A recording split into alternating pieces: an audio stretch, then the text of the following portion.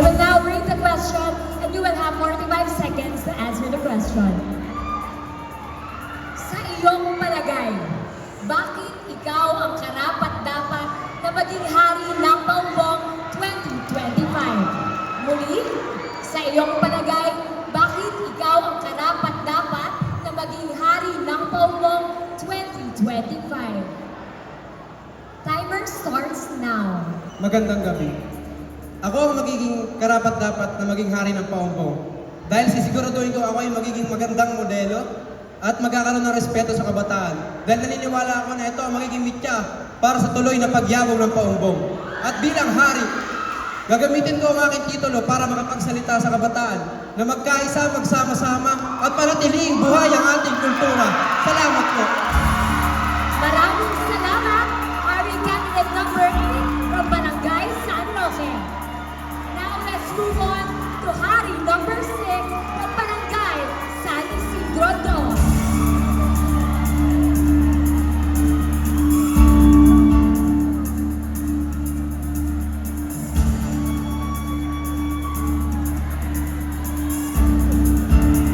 This is your question.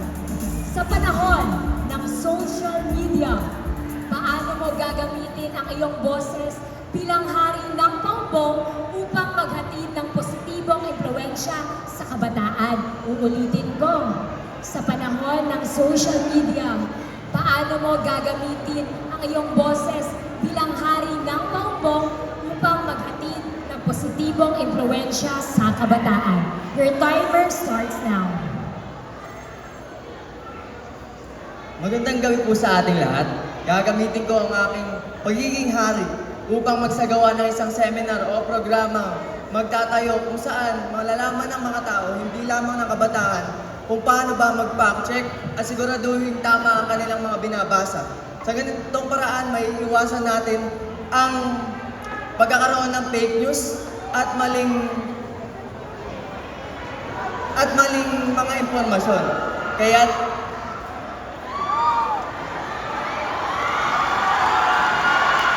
sa ngayon, magkakaroon tayo ng kinabukasan na ligtas at may alam. Maraming salamat po. Maraming salamat, Hari number 6 mula sa Barangay San Isidro II. Now let's call on Hari number 7. Hari number 7 from Barangay San Roque. You may now pick your question.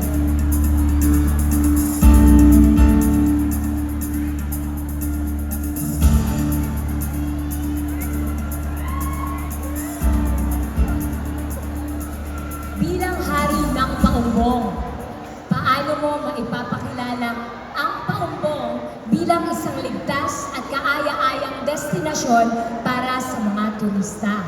Muli, bilang hari ng Paumbong, paano mo maipapakilala ang Paumbong bilang isang ligtas at kaaya-ayang destinasyon para sa mga turista? Your timer starts now.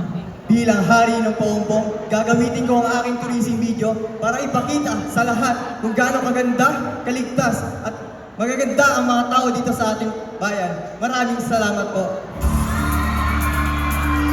Maraming salamat, Hari number 7 ng Barangay San Roque. Now, let's all welcome Hari number 4 from Barangay Pinalagdan.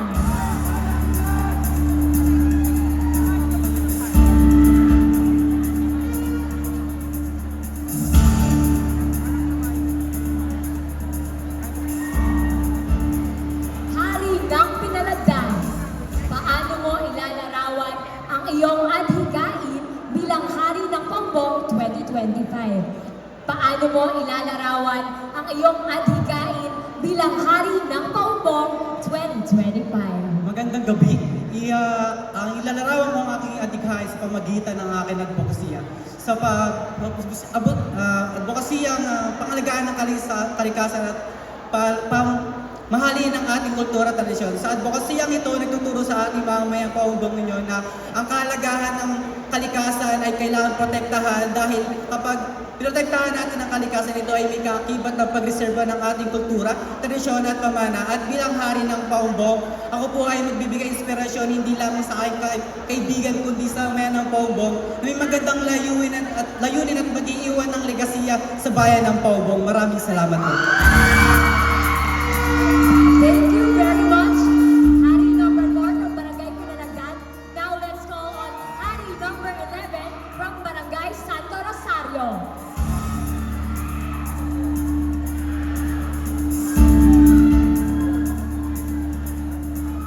Hari ng Santo Rosario, sa modernong panahon, paano ka makakatulong bilang hari ng Paumbong sa pagpapanatili ng mga kultura at tradisyon ng Paumbong? Muli, sa modernong panahon, paano ka makakatulong bilang hari ng Paumbong sa pagpapanatili ng kultura at tradisyon ng Paumbong? Magandang gabi. Bilang isang hari ng Paumbong, makakatulong ako at dahil nandito na tayo sa modernisasyon, makakatulong ako na maglaganap o magpahayag sa bawat kabataan ng tamang impormasyon. Naniniwala ako na kapag binahagi ko ang sining at kultura ng ating bayan, makakamit natin ang kapayapaang ating inaasam. At bilang isang Paumbongenyo, naniniwala ako na ang kultura ay hindi lamang minamana, bagkus ito'y sinasabuhay at minamahal. Maraming salamat po. Maraming salamat, Hari ng Santo Rosario. Now let's call on our last but not the least from Barangay Santo Niño, candidate number 10.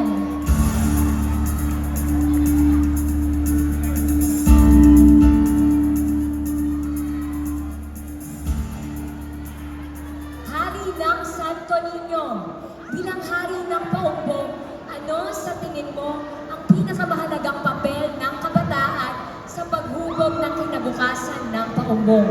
Bilang hari ng Paumbong, ano sa tingin mo ang pinakamahalagang papel ng kabataan sa paghubog ng kinabukasan ng Paumbong? Magandang gabi po sa inyo lahat. Ang mahalagang papel ng mga kabataan ay sila ang susunod na henerasyon na